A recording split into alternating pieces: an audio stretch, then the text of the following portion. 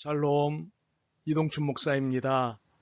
오늘도 여러분의 삶이 주님의 평안으로 가득하시길 기원하며 하나님의 말씀을 나누겠습니다. 오늘 말씀은 신명기 15장 7절에서 11절 말씀입니다. 내 하나님 여호와께서 내게 주신 땅 어느 성읍에서든지 가난한 형제가 너와 함께 거주하거든 그 가난한 형제에게 내 마음을 완악하게 하지 말며 내 손을 움켜쥐지 말고 반드시 내 손을 그에게 펴서 그에게 필요한 대로 쓸 것을 넉넉히 구워주라. 삼가 너는 마음에 악한 생각을 품지 말라. 곧 이르기를 일곱째 해 면제년이 가까이 왔다 하고 내 궁핍한 형제를 악한 눈으로 바라보며 아무것도 주지 아니하면 그가 너를 여호와께 호소하리니 그것이 내게 죄가 되리라. 너는 반드시 그에게 줄 것이요 줄 때에는 아끼는 마음을 품지 말 것이니라. 이로 말미암아 내 하나님 여호와께서 내가 하는 모든 일과 내 손이 닿는 모든 일에 내게 복을 주시리라. 땅에는 언제든지 가난한 자가 그치지 아니하겠으므로 내가 내게 명령하여 이르노니 너는 반드시 내 땅 안에 내 형제 중 곤란한 자와 궁핍한 자에게 내 손을 펼지니라. 아멘. 신명기 15장 7절에서 11절 말씀을 본문으로 주는 삶이 얼마나 큰 축복인가 라고 하는 제목의 말씀을 나누겠습니다. 성경에는 황금률이라는 것이 있습니다. 누가복음 6장 31절입니다. 남에게 대접을 받고자 하는 대로 너희도 남을 대접하라. 그런데 우리에게는 받은 만큼 주겠다는 심리가 있습니다. 그래서 상대방이 나에게 어떻게 하나를 관찰하고 그에 따른 반응을 보입니다. 또한 내가 한 만큼 해주겠지라는 심리도 있습니다. 그래서 내가 해준 만큼 상대방이 나에게 해주나 안 해주나를 관찰합니다. 이 두 개의 심리는 별개로 작동하기도 하고 동시에 작동하기도 합니다. 그런데 이 두 개의 심리는 성경의 황금률에 위배되는 심리입니다. 비록 대접을 받고자 하는 대로 대접하라고는 하셨지만 이것은 보상 심리를 말씀하는 것이 아니기 때문입니다. 조건 없이 베풀고 대접하는 것에 초점이 맞추어진 권면입니다. 무엇을 기대하는 것이 아닙니다. 단지 베푸는 것입니다. 기대하는 것이 있다면 그것은 상대방이 잘 살고 잘 되는 것입니다.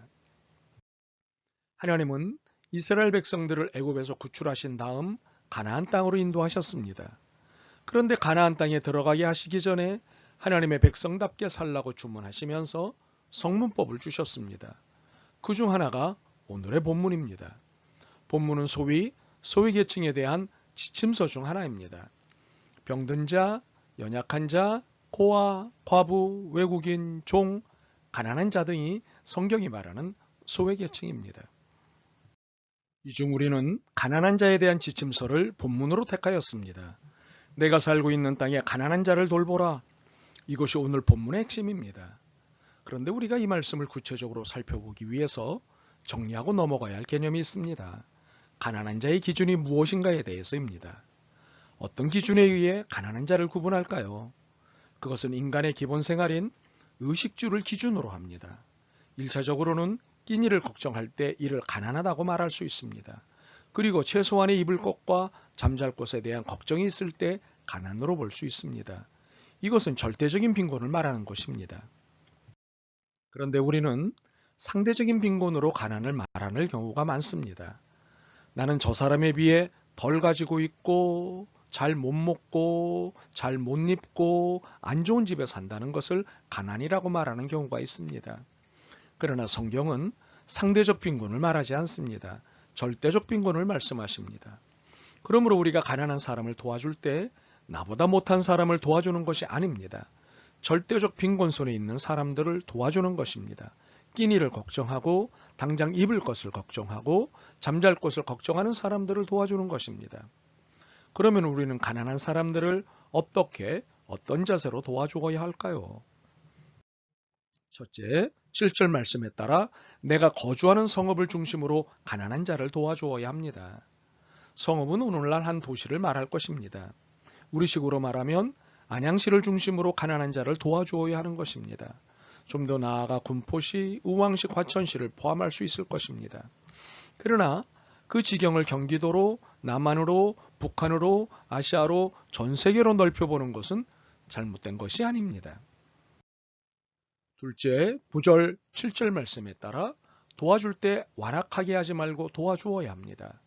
가난한 자를 업신여기는 태도를 갖지 말라는 것입니다. 도대체 어떻게 살았길래 저 모양이야? 라는 무시하는 마음으로 도와주어서는 안 된다는 것입니다. 셋째, 7절과 8절, 10절과 11절에 따라 필요에 따라 넉넉하게 도와주어야 합니다. 아끼는 마음, 아까워하는 마음으로 도와주어서는 안 됩니다. 손을 움켜주지 말고 넉넉한 손으로 도와주라는 것입니다. 쌀을 줄 때 움켜서 주는 것과 손을 쫙 펴서 주는 것은 그 양이 달라집니다. 주님은 손을 쫙 펴서 주라고 하셨습니다. 이처럼 가난한 사람들을 향해 넉넉한 마음과 사랑의 마음으로 그들의 끼니와 옷과 잠잘 곳을 마련해 주어야 하는 것이 그들보다 좀 낮게 사는 우리들의 의무이자 책임입니다. 그러나 만약 이 의무와 책임을 망각하거나 소홀히 할 경우 이것을 죄로 여기시고 그 책임을 물으시겠다고 말씀하십니다. 9절입니다. 내 궁핍한 형제가 악한 눈으로 바라보며 아무것도 주지 아니하면 그가 너를 여호와께 호소하리니 그것이 내게 죄가 되리라. 그러므로 우리가 가난한 자를 돌보고 도와주어야 하는 것은 선택사항이 아닙니다. 우리의 의무와 책임입니다. 더욱이 우리가 살고 있는 땅에 가난한 사람들이 그치는 그날까지 계속되어야 할 의무와 책임입니다. 그런데 이 땅에는 가난한 자가 그치질 않는다고 했습니다. 11절 땅에는 언제든지 가난한 자가 그치지 아니하겠으므로 그러므로 우리의 가난한 자를 향한 도움은 일시적이 아니라 평생의 사명으로 알아야 합니다. 한시적으로 이 의무를 감당하겠다고 하는 생각은 아예 버리고 사는 것이 옳습니다. 이것은 평생의 과업이기 때문에 이를 내 삶의 일부분으로 아예 받아들이는 것이 유쾌하고 행복한 삶을 사는 길입니다. 그래서 주신 선물들은 다 풀어주고 가겠다는 마음으로 사는 것이 좋습니다. 혹시 안 내놓으려고 움켜쥐고 바둥거리면 결국 생색도 못 내고 남의 것이 된다는 사실을 알고 계십니까? 한 부자가 임종이 가까워지자 고민이 됐습니다. 재물이 많은데 갖고 갈 수 없으니 속이 상했던 겁니다. 그래서 하나님께 열심히 기도했습니다. 조금만이라도 갖고 갈 수 있게 해달라고 말입니다. 그러자 천사가 나타나서는 안 된다고 통보했습니다. 그래도 포기할 수 없어 계속 졸라대듯이 기도했습니다. 그러자 천사가 다시 나타났습니다. 하도 졸라서 허락을 하기는 하는데 여행 가방 한 개만 갖고 오라는 것입니다. 그는 그것도 감지덕지에서 가장 큰 가방을 구했습니다. 그리고 순금덩어리로 가득 채웠습니다. 임종을 앞두고 침상 곁에 그것을 잘 놔두고 누워있다가 마침내 죽었습니다. 천국문에 이르렀는데 베드로가 정문에서 제지합니다. 가방을 갖고 들어갈 수 없다는 겁니다. 그래서 자초지종을 이야기하고 하나님께 확인해 보라고 했습니다. 베드로가 안으로 들어가서 확인하고 나왔습니다. 확인됐소. 하지만 뭐가 들었는지 검사를 해봐야겠소. 가방을 열어본 베드로가 기가 막힌 표정으로 이렇게 말했습니다. 아니, 그 흔해 터진 보도블럭을 무겁게 왜 갖고 왔어? 내게 있는 모든 것은 내 것이 아닙니다. 하나님으로부터 위탁받은 것입니다. 그러므로 하나님은 내게 모든 것을 주실 수도 있고 다시 빼앗아 가실 수도 있으십니다. 그러므로 반드시 다음의 말씀을 잊어서는 안 됩니다. 10절입니다. 너는 반드시 그에게 줄 것이요 줄 때에는 아끼는 마음을 품지 말 것이니라. 이로 말미암아 내 하나님 여호와께서 내가 하는 모든 일과 내 손이 닿는 모든 일에 내게 복을 주시리라. 바라기는 이 말씀이 여러분에게 복된 말씀으로 들렸으면 좋겠습니다. 아멘. 주님, 가지고 있는 것이 모두 제 것인 줄 착각했습니다.